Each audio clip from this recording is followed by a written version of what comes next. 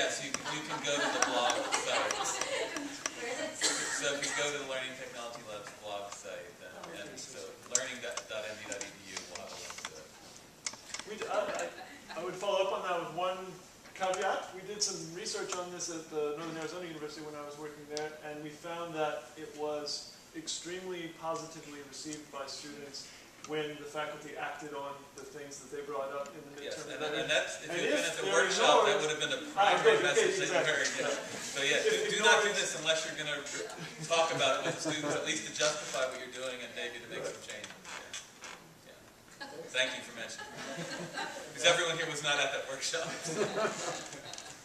I wanted to follow up on the issue of the MLA blockage and the context for this. I think one possible reason why the MLA has not followed up on their white papers, and I'm not sure which one we're talking about. The one I'm thinking of is Educating for a Changed World, and it's a very bold and I found it rather inspiring revision of the goals of the language and cultures curriculum, moving it more in the direction of global citizenship, advanced literacy, advanced competency as a kind of literacy, and it was, I think, in many ways, because the MLA, because the profession as a whole doesn't have the tools, doesn't have the instruments to even begin to try to achieve that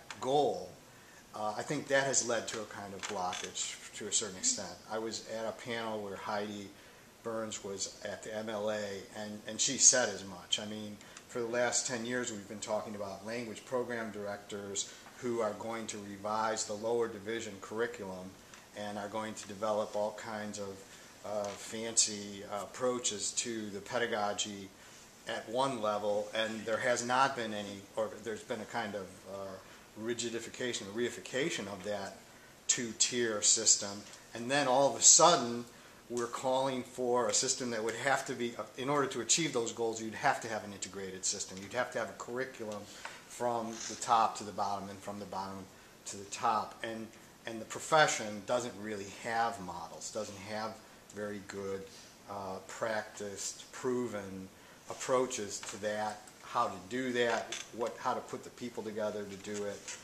and how to generate the consensus for that within departmental cultures. So I think that's both, so more than responsibility, I would say, you know, there's an opportunity, in addition to a responsibility, I think there's a real opportunity here for programs like Georgetown German or Notre Dame and other schools to really take a lead in trying to solve this problem for the field, to address this issue for the field. Now, one particular challenge, I think, as we go forward in this conversation is going to be defining exactly how do you assess the types of knowledge and the types of dispositions that we have already stated in romance and some of the other departments as our goals.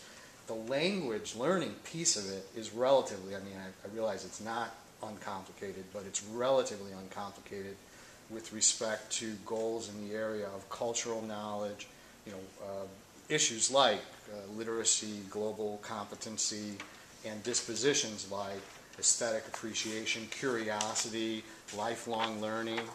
And so what's exciting but also a little daunting to me as I think about it is how are we going to define substantive and meaningful assessment protocols, let's call it, or feedback loops, or whatever you want to call it, going forward. And I'm glad that we'll have such outstanding and knowledgeable interlocutors. I think it's really important that we do communicate trans-institutionally, because to do this alone, and trans-departmentally too, yeah. Because to do this alone it's just impossible, I think. We have to have an open discussion and try to deal with it in this transparent way. I like that word that Peter brought up. But it's going to be challenging, and I'll stop, but I do think that there's a little bit of a blockage in the field because people don't know exactly how to do it. I mean, you can do oral proficiency exams. Okay, we've gotten that far. But what's the next step, and how do you, over time, actually execute an iterative project like the one you're describing? I really yeah, exactly. That's what you're going to be teaching everybody else. If we can figure it out.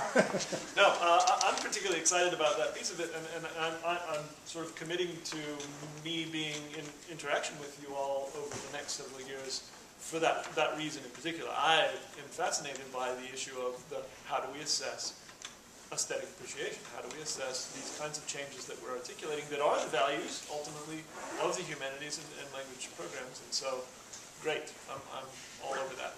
Let's do it. Well, with that, I'll invite you to join us for some refreshments and food.